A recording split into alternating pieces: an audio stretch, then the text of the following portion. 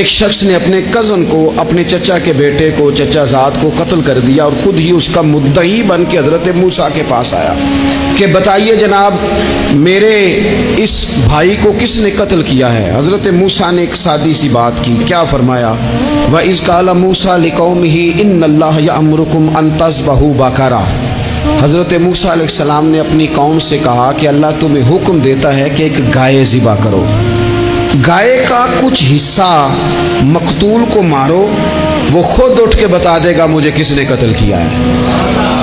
یہ پہلا سپارہ ہے قرآن مجید کا، آپ اس کو دیکھ لیں، یہ آیت نمبر 67 سے شروع ہو رہا ہے۔ تو اب وہ چونکہ ذبح کرنا نہیں چاہ رہا تھا، اس کو پتا تھا کہ مجرم تو میں خود ہوں، وہ ذبح چونکہ کرنا نہیں چاہ رہا تھا، اس سے کہا کہ مارو ایک حصہ گائے کا، اس کو تو یہ اٹھ کے بتا دے گا۔ تو اس نے جواب کیا دیا؟ قالوا اتتخذون ہزوا، کہنے لگا آپ میرے ساتھ مذاق کرتے ہیں، کبھی ایسا بھی ہوا ہے؟ قال اعوذ باللہ ان اکون من الجاہلین، حضرت موسیٰ علیہ السلام فرمانے لگے میں اللہ کی پناہ مانگتا ہوں میں جاہلوں میں سے ہو۔ جب کہا نہیں ذبح کرنی ہے تو آپ ذرا دیکھیے کرنا نہیں نہ چاہ رہے۔ قالوا ادع لنا ربک یبین لنا ما ہی، کہنے لگے اے موسیٰ پھر آپ نہ رب سے دعا کریں کہ وہ ذرا کھول کے بتائے وہ گائیں کس طرح کی ہو، ارادہ نہیں نہ ذبح کرنے، آپ دعا کریں۔ قال انہ یقول انہا بقرۃ لا فارض ولا بکر، فرمایا کہ رب کہتا ہے وہ گائے نہ بوڑھی ہو نہ زیادہ بچیا ہو، عوان بین ذالک،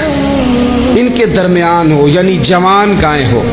فافعلوا ما تؤمرون، کرو جس کا تمہیں حکم دیا جا رہا ہے۔ قالوا ادع لنا ربک یبین لنا ما لونھا، لو اگلی بات سن لو، کہنے لگے آپ دعا کریں رب سے کہ وہ کھول کے بتائے اس کا رنگ کس طرح کا ہو، رنگ بتائیں کس طرح کا ہو۔ قال انہ یقول انہا بقرۃ صفراء، فرمایا رب فرماتا ہے کہ صفراء رنگ کی ہو، یعنی گہرے زرد رنگ کی ہو۔ پھر رب فرماتا ہے اس طرح کی گائے ذبح کرو۔ فاقع لونھا تسر الناظرین، اور جب کوئی اسے دیکھے تو اسے اچھا بھی لگے، آنکھوں کو اچھی لگے وہ گائے، اس طرح کی گائیں ذبح کرو۔ لو اتنی باتیں بتا دی۔ قالوا ادع لنا ربک یبین لنا ما ہی، کہنے لگے نہیں آپ پھر دعا کریں اللہ ذرا کھول کے بتائے گائیں کس طرح کی ہو۔ ان البقرہ تشابہ علینا، ہمیں ذرا گائیں پر شبہ پڑ گیا ہے کس طرح کی ذبح کرنی چاہیے۔ وَإِنَّا انشاءاللہ لمہتدون، اگر اللہ نے چاہا تو ضرور ہم ہدایت پا جائیں گے۔ پھر اللہ تعالیٰ نے فرمایا کہ قال انہ یقول انہا بقرۃ لا ذلول تثیر الارض، گائیں اس طرح کی ہو کہ وہ کبھی کھیتی میں نہ چلائی گئی ہو، یعنی اس کو کبھی کام نہ اس سے لیا گیا ہو۔ بیل کو لوگ لگاتے تھے نا، جو کام آج ٹریکٹر سے لیا جاتا ہے وہ گائے بیل سے لیا جاتا تھا، تو وہ کھیتی باڑی کے کام نہ اس کو لگایا گیا ہو۔ ولا تسقی الحرث، اور نہ اس سے پانی نکالا گیا ہو، نہ کھیت چلانے ہل چلانے میں لگائی گئی ہو، اور وہ جو کنواں ہوتا تھا جس کے گرد گائیں گھومتی تھی، تو کہا وہ بھی کام اس نے نہ کیا ہو گائے نے۔ مسلمۃ لا شیۃ فیہا، وہ ہر عیب سے پاک ہونی چاہیے۔ قالوا الآن جئت بالحق، اب کہنے لگے اب آپ صحیح بات لے کے آئے، اب سوال ختم ہو گئے نا، کہنے لگے اب آپ بات فذبحوہا، انہوں نے ذبح کر دی۔ وما کادوا یفعلون، پر ایسا کرتے نظر آتے، لگتا نہیں تھا کریں گے ذبح پر ذبح۔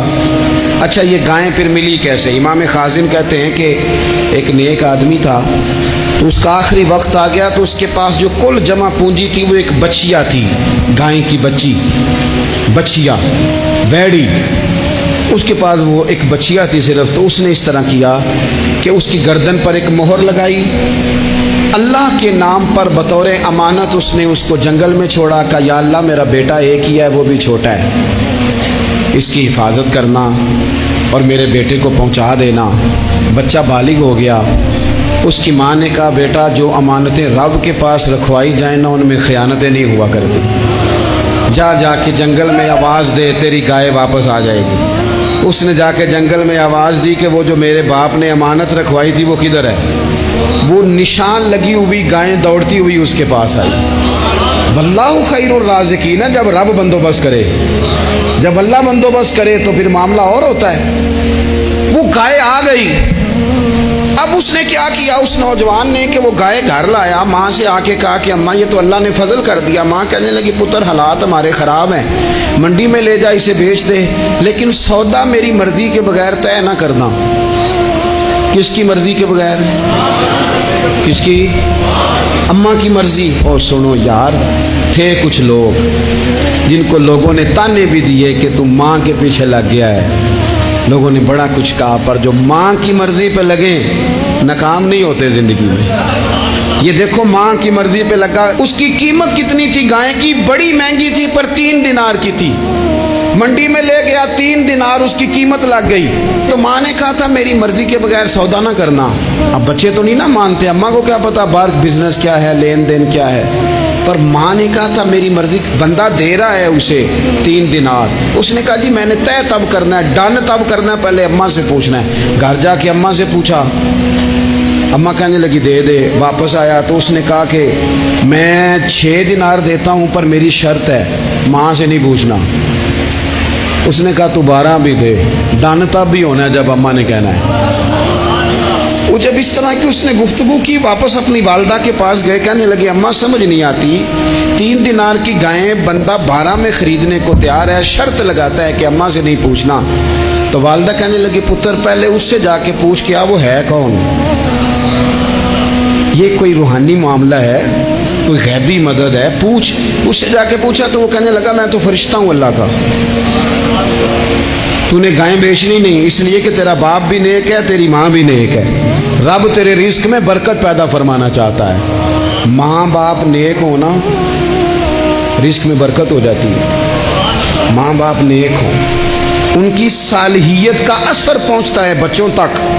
رزق حلال کما کے لانے والے ہوں تو گھر میں برکت ہوتی ہے۔ جا کے کہا کہ تیرے ماں باپ نیک تھے، اسے نہ بیچنا گائے کو، تو کیا کریں؟ کہنے لگے بنی اسرائیل والے سوال کر کر کے خود مشکل میں آ گئے۔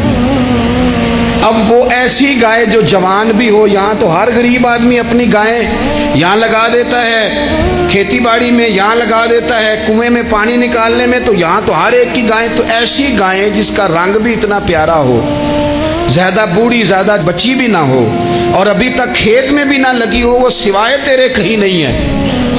اس نے کہا چل پھر مہربانی کر بتا میں کتنے کو دوں گائیں، اگر وہ آ جائیں تو کتنے کو بیچنی ہے؟ اسے کہنا کوئی نہیں، ریٹ تو زیادہ کرنا ہی نہیں۔ ان سے کہنا گائے کے اندر سے گوشت نکال دیں اور جتنا گوشت ہے اتنے پیسے بھر دیں، اس کی کھلڑی بھر دیں۔ اب وہ بنی اسرائیل والے ڈھونڈتے پہنچ گئے، کہا جناب گائیں 3 دینار کیا 6 لے لو۔ اس نے کہا نہ بھائی، ذبح کروں گا، گوشت نکالوں گا، جتنا وزن گوشت کا اتنے پیسے بھرو گے کھال میں تو پھر گائے تمہیں ملے گی۔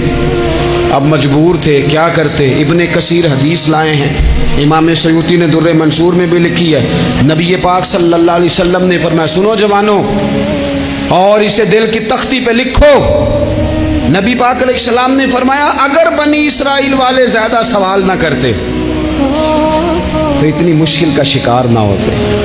انہوں نے سوال اتنے کیے کہ چارہ نہیں ہے اب ان کے لیے، چارہ نہیں ہے اب ان کے لیے کہ یہ ادھر ادھر جا سکے، مجبوری بن گئی، یہی گائے خریدنی ہے، یہی لے جانی ہے۔